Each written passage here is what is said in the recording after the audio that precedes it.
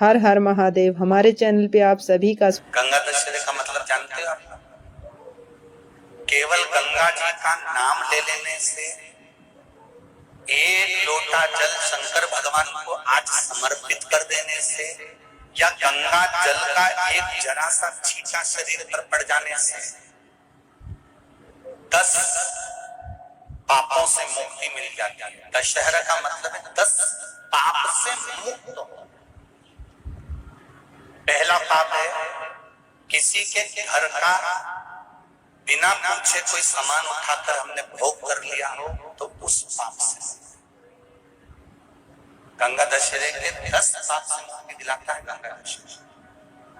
दूसरा, किसी ब्राह्मण, किसी गुरुजन को मुख से अपशब्द कह दिया हो, तो आज ही का दिन है जिस दिन पाप कर्म से मुक्ति मिल जाती है। तीसरा, किसी स्त्री को, किसी नारी को, किसी कन्या के प्रति, स्त्री के प्रति, नारी के प्रति अगर गलत सोच लिया हो या गलत कर्म हमने कर दिया हो, तो उस पाप से मुक्ति गंगा दशहरे का दिन दिला देता है। चौथा,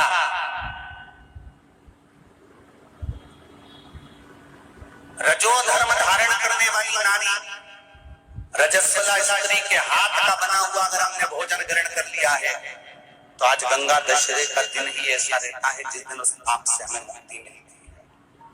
पांचवा, किसी के यहाँ सूतक जानते हो या सावड़। सूतक का मतलब होता है किसी के यहाँ कोई मर गया और उसके यहाँ का तुमने भोजन या पानी ग्रहण कर लिया।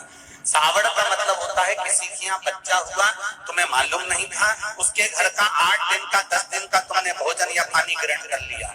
सूतक या सावड़ का भोजन या अन्न पानी ग्रहण कर ले, तो 5वें नंबर का गंगा दशहरे का वर्णन करता है कि 5वां पाप, इस पाप से भी लोगों को मुक्ति मिल जाती है।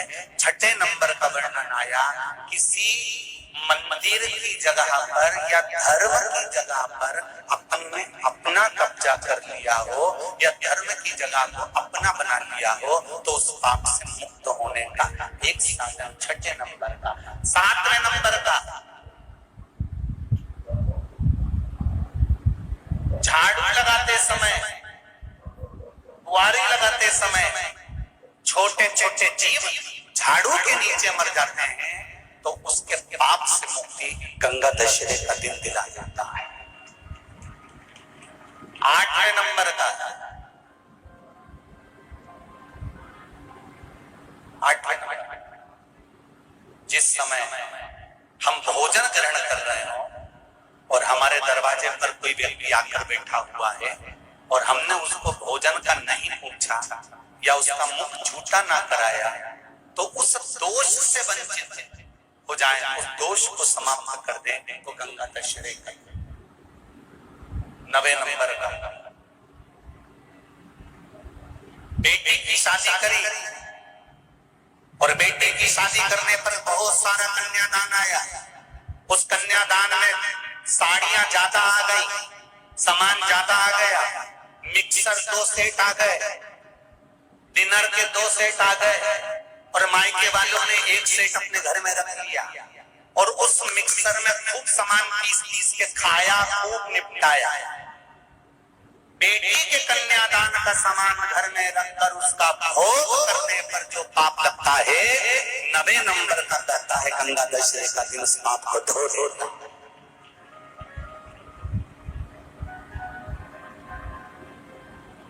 10वें नंबर का महाराज, यदि किसी तीर्थ में जाकर हमने कोई गलत काम करा होता है, तो गंगा दशहरे का ये आज का दिन हमारे पाप को वो धो देता है।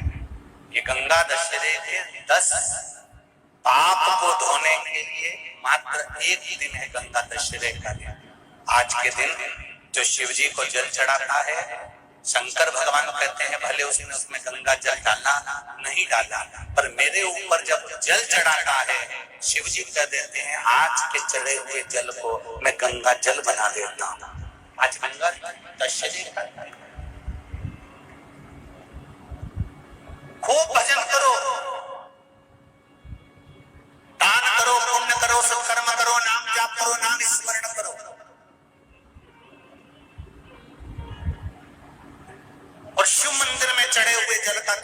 सिंचन जरूर करो।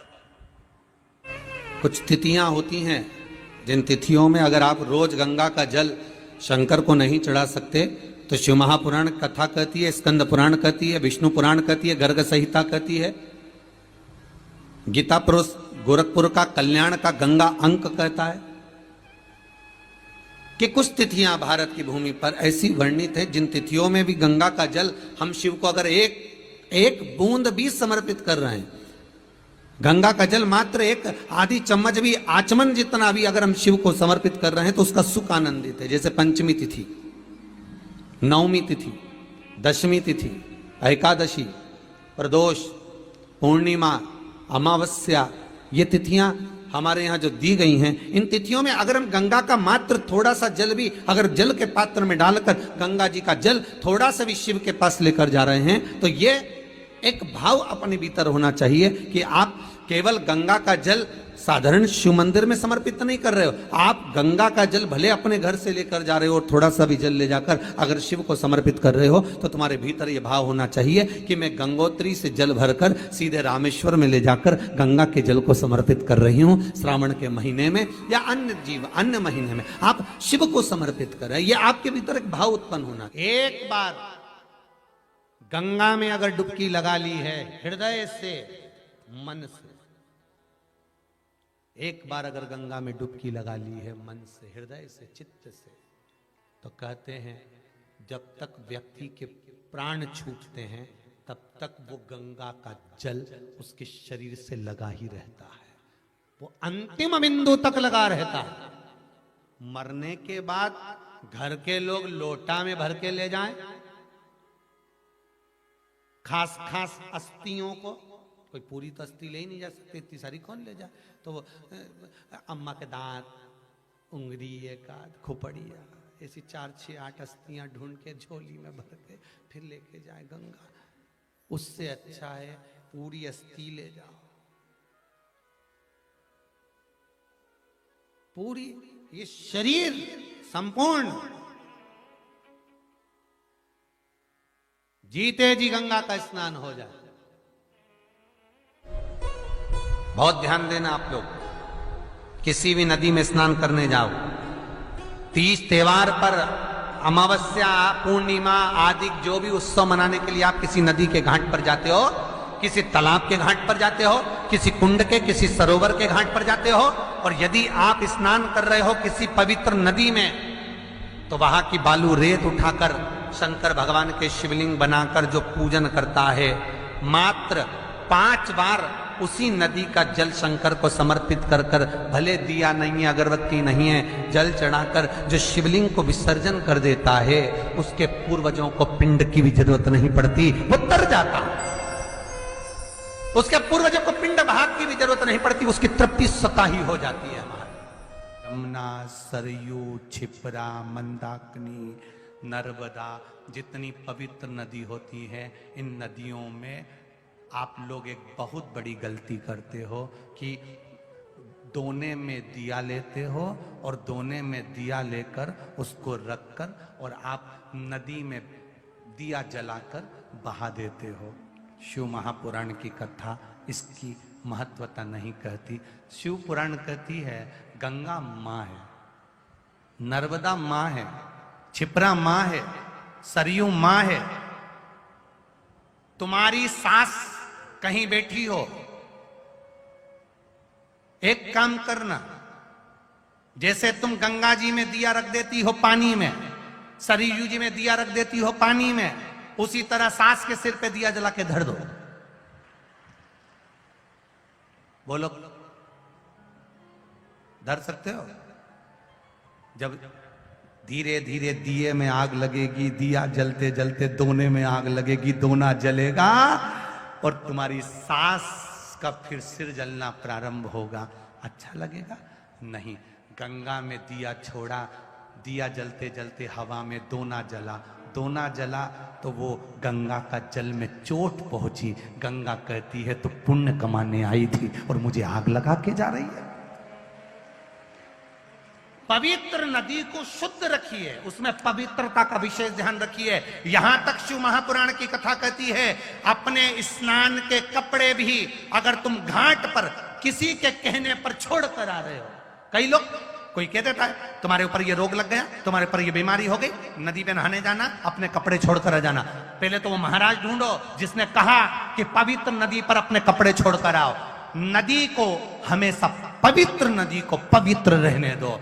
मेरे राम जी जब चित्रकूट होते हुए चले गए, मेरे राम जी जब अयोध्या से लंका तक गए, बीच में इतनी पवित्र नदी पड़ी थी, मेरे राम जी ने एक जगह पर ये अपने वस्त्र को नहीं छोड़ा, न वस्त्र को पानी में निचोड़ा। मेरे राम जी ने स्नान करा, स्नान कर कर पानी ले जाकर दूर अपने वस्त्र को निचोड़ा, कहीं ये मेरे वस्त्र का पानी पवित्र नदी में ना चले जाए। वो मेरे राम थे जो मार्ग बताते जा रहे थे। और आज के जमाने में लोग, एक जनी ने दिया जला के छोड़ा, बड़ी खुश हुई, वो भेरिया वो भेरिया वो भेरिया वो भेरिया वो भेरिया इतनी दूर तक चले गया। अब गंगा जी ने भी कह दिया अब की तो आ गई, अगली बार आ, अगली बार आ। इतनी प्लानिंग करिए, हरिद्वार जाऊंगी, हरिद्वार जाऊंगी, हरिद्वार जाऊंगी, हर बार प्लान बनाती थी, बद्रीनाथ जाऊंगी, केदारनाथ जाऊंगी, हर बार प्लान बनाती थी, अब की बार जाऊंगी, अब की बार जाऊंगी। भगवान घर में ऐसी बांधा ला के रख देता कि तुम्हें हरिद्वार तक बुलाता ही नहीं। अब सोचती मैं बस एक ही बार होके आई, फिर तो मेरा जाना ही नहीं हुआ। कभी तुमने गंगा जी से पूछा कि बार बार जाना क्यों नहीं हो रहा? गंगा जी खुद नहीं बुला रही, आग लगा के चली जाएगी। गंगा जी खुद नहीं बुला। पवित्रता का ध्यान रखिए, हम उसकी शुद्धता का ध्यान रखिए। हमने गंगा, यमुना, सरयू, सरस्वती, क्षिप्रा आदि को कैसे कैसे पवित्र रखना। आप में से कितने लोग हैं जो नर्मदा नहाए? आप में से कितने लोग हैं जो गंगा नहाए? आप में से कितने लोग हैं सरयू नहाए? कहीं ना कहीं किसी पवित्र नदी में आप लोगों ने स्नान जरूर करा होगा। बोलो करा कि नहीं करा? जितने लोग कथा सुन रहे हैं उनने भी करा होगा, जितने फेसबुक यूट्यूब पर सुन रहे हैं उनने भी करा होगा। किसी ना किसी पवित्र नदी में आपने, हमने, सबने स्नान करा होगा। अब स्नान तो हम कर लिए, उस गंगा नदी में हम नहाए, तो गंगा नदी में हमने स्नान करा और स्नान कर कर बाहर निकले तो हमको 1.25 लाख बार स्नान का पुण्य मिल जाए। उसके लिए क्या करना पड़ेगा?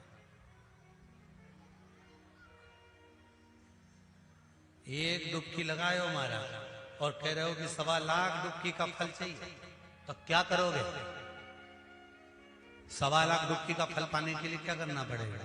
केवल एक काम, जिस पवित्र नदी का स्नान कर रहे हो उस पवित्र नदी की बालू का, बालू मतलब रेत का, बालू का शिवलिंग का निर्माण करना, उसका पूजन करना। पूजन कर कर जो बत्ती जोड़कर 108 बत्ती बनाई है, पूजन कर कर एक दिए में वो बत्ती, उस जो बालू का शिवलिंग बनाया है, पार्थिव शिवलिंग का निर्माण करा है, जो तुमने किसी गंगा, सरयू, नर्मदा, क्षिप्रा, मंदाकिनी, नर्मदा आदि पवित्र नदियों के तट पर स्नान करते समय तुमने जो शिवलिंग बनाकर पूजन करा है, उसके सामने वो बाती को जला देना, उसी से आरती उतार लेना, वो बाती वहां लगाकर छोड़ देना और छोड़ने के बाद उस शिवलिंग का फिर विसर्जन कर देना। विसर्जन कर कर उसी जल को अपने ऊपर छींट लेना। 1.25 लाख डुबकी का फल एक ही क्षण में प्राप्त होता है। हर हर महादेव। हमारे चैनल पे आप सभी का स्वागत है।